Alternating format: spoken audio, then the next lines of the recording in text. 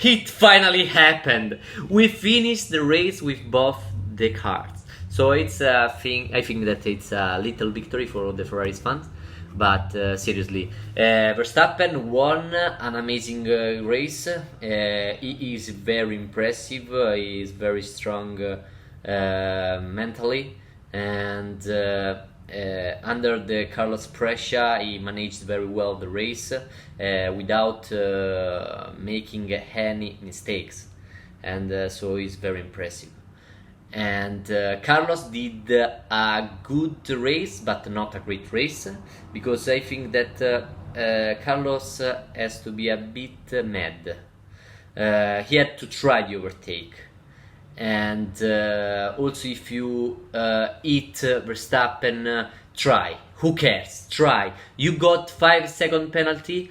I think that he has to try to do these overtakes. But finally, I think that despite this stuff, he did a pretty good race.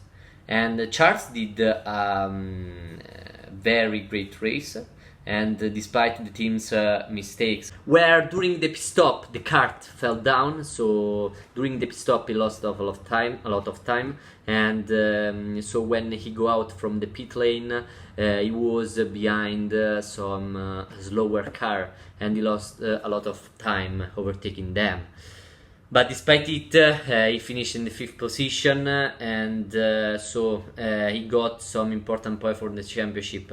But now the gap on the driver standings is important. But today, let's go to see the setup that top teams, especially Ferrari and Mercedes, used for the qualifying, which they did under the rain, and for the race. So stop talking and go to see them. Here we go. Mercedes during the free practice broke two kind of bottom to decrease the porpoising, because porpoising is still a very massive problem for Mercedes. So they broke this bottom with this big hole to help to decrease porpoising, but it didn't work well, and in fact they didn't use it during qualifying and the race. This is the second kind of bottom they broke for the Canadian Grand Prix with a double tie rod. This is the main tie rod, and this is the second that they introduced for the Canadian Grand Prix. But during the Saturday, the team principal made a meeting where they didn't allow to Mercedes to use this kind of solution to reduce porpoising. In this picture we can see the solution with the double tie rod and the single tie rod, and this picture came from Giorgio Piola, that I think is one of the most important Italian journalists in the Formula One's world, and is a very great journalist. The two Mercedes drivers decided to use two kind of setup, while Russell decided to privilege qualifying using a big rear wing to create more downforce, so he could have more grip and he could go faster on the corner.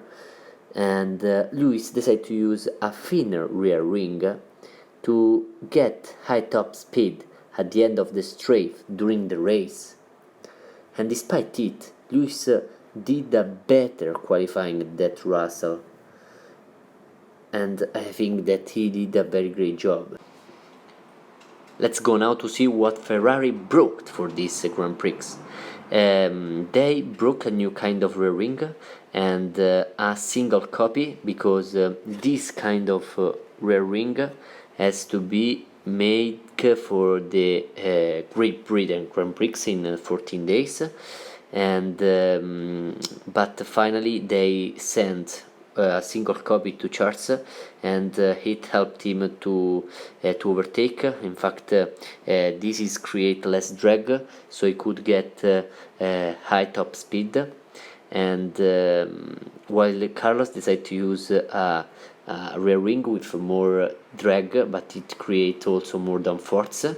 And as you can see here, both of the two solution has a kind of spoon, but the charged solution, the spoon is thinner, and while the Carlos solution, the spoon is larger, so it created more downforce but also more drag. And this solution didn't help Carlos to overtake Verstappen at the end of the race. So we saw these little curiosities, and I hope that you like them.